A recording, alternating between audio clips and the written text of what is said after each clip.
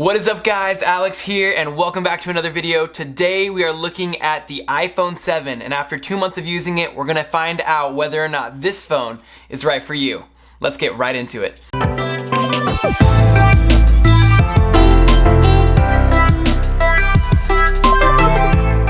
Alright, welcome back guys. So first things first, I know it's been a long time since the iPhone 7 has come out and you've probably seen plenty of reviews on it so far. So let's cover the basics real quick. First of all, I want to take a moment and show you all the specs. So here they are, right in this section. So the first thing you have to talk about when you're talking about a new iPhone is of course the design.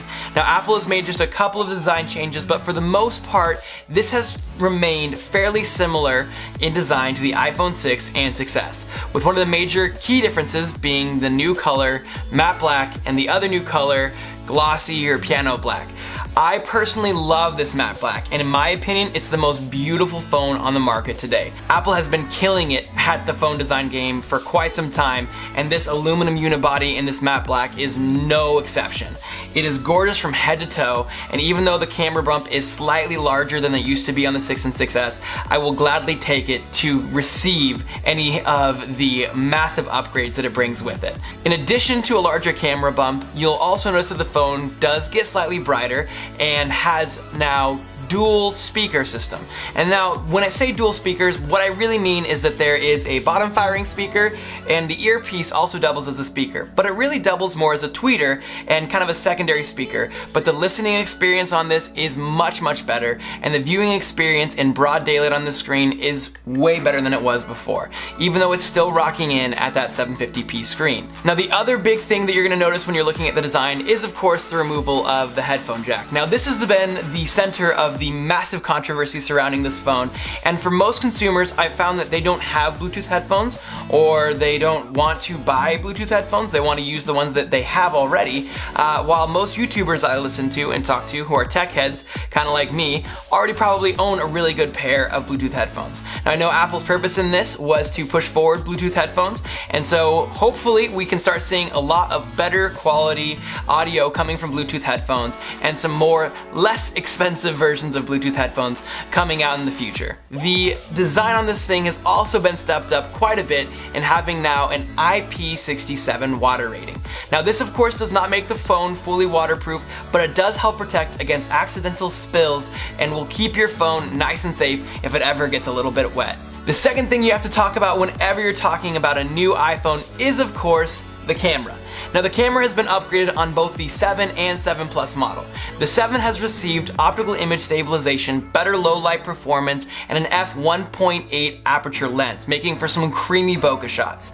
The 7 Plus has received a dual camera lens system with cool features like a optical zoom and portrait mode, as that allows for some really cool bokeh that is artificially rendered within the system of the phone. Now as you guys know, I could talk to you guys about cameras all day, but my favorite way to show you my experience with them is through the pictures I've taken with it. So here's some of the pictures that I've gotten with my iPhone 7 so far.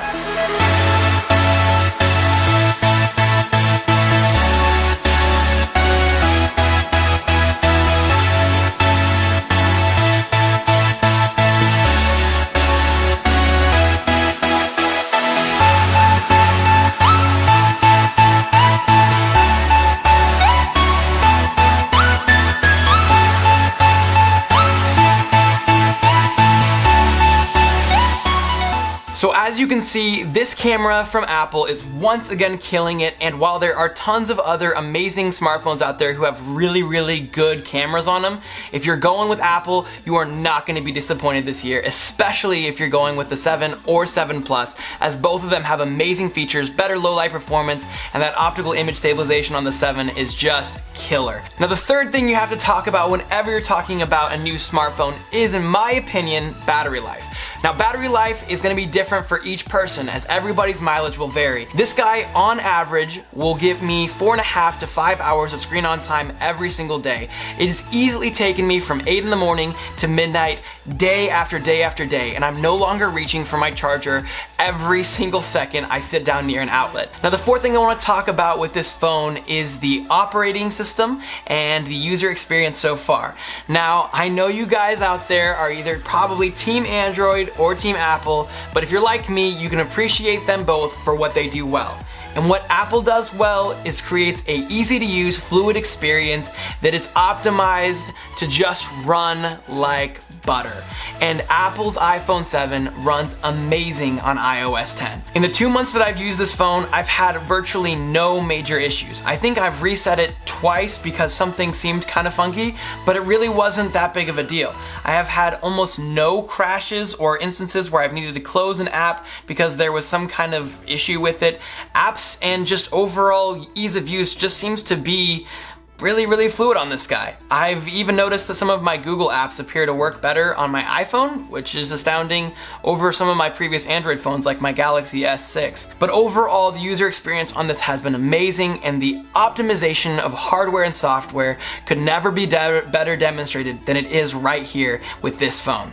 So, in conclusion, should you buy the iPhone 7? In my opinion, yes. It's an amazing phone with some great new features like dual front-facing stereo speakers, some IP67 water certification, a great camera that takes awesome pictures with optical image stabilization, wonderful low-light performance, and so much more, and with feature upon feature upon feature. But if you hate things like the removal of a headphone jack, you do want to be able to customize every single part of your phone, and you do not like Apple, this phone isn't for you. I would highly suggest looking into something like the new Google Pixel or the Galaxy S7, as those are amazing phones with a different user interface that would more suit what you're interested in. But anyway guys, that just about wraps up this review. If you liked the video, feel free to be awesome and like it, and comment down below with any questions, comments, or concerns you have. The people on this channel are amazing. You guys have been so kind to each other down there. I really appreciate the way that you guys are just so nice and the way you handle each other's questions